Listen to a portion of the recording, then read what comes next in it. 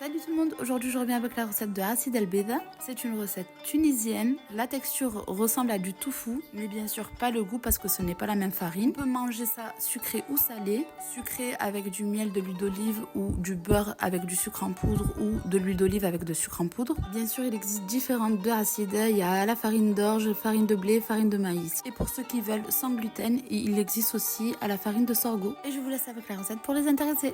Donc sans allumer le feu à froid, je viens rajouter 330 g de farine, une cuillère à café de sel et 500 ml d'eau que je vais ajouter en 2 fois pour éviter les grumeaux. Donc là j'ai ajouté ma première dose d'eau, je mélange bien le tout jusqu'à ne plus avoir de grumeaux et je viens rajouter ma deuxième partie d'eau. Je mélange bien le tout jusqu'à ce que ça devienne homogène et maintenant on passe à l'étape suivante. Donc on va allumer le feu doux. Vraiment il faut que ce soit un feu doux et on prend une cuillère en bois. C'est important, vous avez besoin d'une cuillère en bois. On remue bien sans s'arrêter.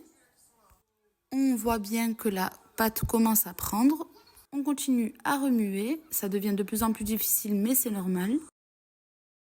Et on ajoute à chaque fois à peu près 20 ml d'eau tout en remuant. À chaque fois que l'eau s'évapore et que vous mélangez, vous allez sentir que votre pâte devient un peu plus moelleuse, un peu plus facile à travailler. Donc on rajoute encore 20 ml d'eau et on remélange. Et on fait ça jusqu'à obtenir la texture de pâte à choux, de tofu. Enfin, c'est assez compact, ça doit rester compact, c'est pas une crème, mais elle est beaucoup plus onctueuse. Vous allez voir et on saura que c'est cuit, la texture de la pâte va changer et ça va devenir un peu plus brillante. Donc vous mélangez, vous travaillez votre pâte comme sur la vidéo et à chaque fois vous ajoutez de l'eau à petite dose. Au total, j'ai dû rajouter 150 à 200 ml d'eau. Voici la texture que vous devez obtenir. Vous n'avez plus qu'à mettre ça sur une assiette et à former votre acide en faisant un petit puits. Je m'aide moi personnellement avec une cuillère que je mouille dans de l'eau pour éviter qu'elle ne colle à la cuillère.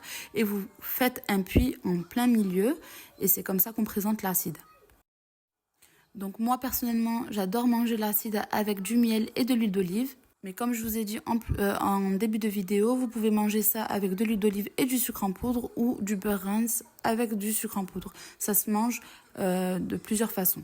Et je vous souhaite bon appétit. J'espère que la recette vous aura plu. N'hésitez pas à liker, à partager, à vous abonner, à commenter pour donner votre avis. Et je vous dis à bientôt pour une prochaine recette. Bye!